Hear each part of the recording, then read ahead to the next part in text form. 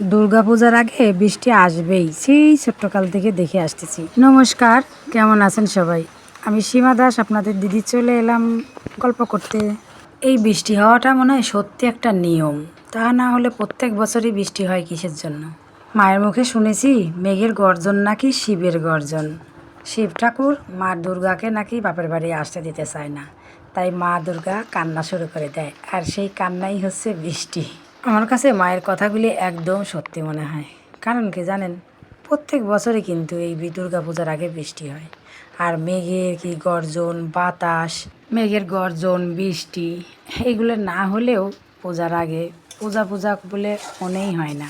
মানে পূজার আগমনই এটা বোঝা যায় না যে পূজা আসতেছে। আসলে বড় হয়ে গেলে কাজ ছাড়া পূজার আগে আর কোনো অনুভূতিই থাকে না, শুধু কাজ আর কাজ। কী করে পূজার আগে কাজগুলো সারবো। আর ছোটোবেলায় কিন্তু এরকম ছিল না। কবে জামা বানাতে দিবি, কবে সেই জামা বাবা নিয়ে আসবি, সেই অপেক্ষায় থাকতাম। কেমনটা লাগে ভিডিও প্রায় শেষ, বেশি গল্প করাই হলো না। যাই হোক, সবাই ভালো থাকবেন, সুস্থ থাকবেন। আগামীতে আবার আসবো নতুন ভিডিও।